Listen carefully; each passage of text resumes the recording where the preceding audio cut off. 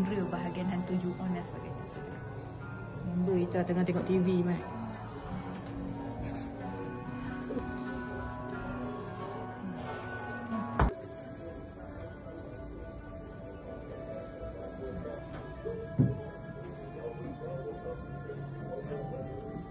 Mata dia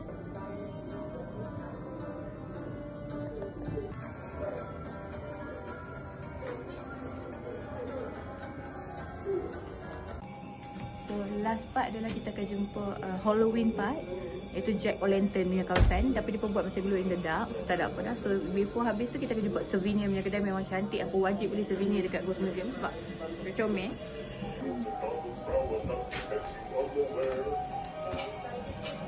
Boleh pakai lantern ni tapi dah tak ada.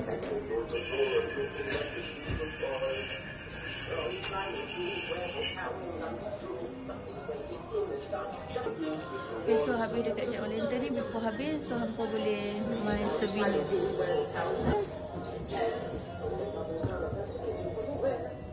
So guys, boleh beli merchandise dekat Ghost Museum macam-macam ni. Ada langsir, ada penanggal, comel.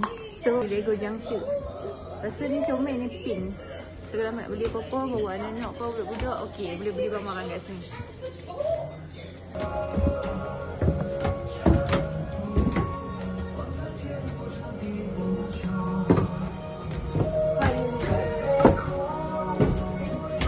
Okay guys, memang kita dah ronda habis dah apa. So hampa duk tanya Abi dulu biar kerja sini pun aku tak boring dengan main sebab dalam ni dah ada banyak benda bos tambah dengar kata nanti bos nak tambah hantu lagi.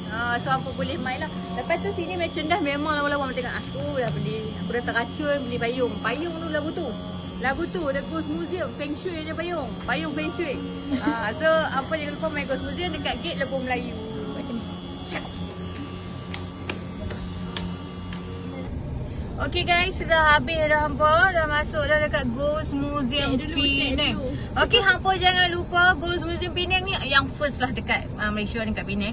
Yang second ada dekat Melaka, dekat Jonker Street. Yang tu pun sama, kami punya Ghost Museum Penang punya juga, tapi kami guna Ghost Museum Melaka lah. Cuma dekat sana hantu ada banyak yang CGI dan sebagainya. Dia macam western lah sikit. Tapi aku tahu lah, last aku pilih butuh. Aku tak tahu lah kot bos dah update gila-gila sebab sana lagi luas tempat dia. So hampa yang mana hampa nak main, hampa boleh main. Tak mahal pun, hampa boleh main. Lepas tu dia tak ada limit time lah.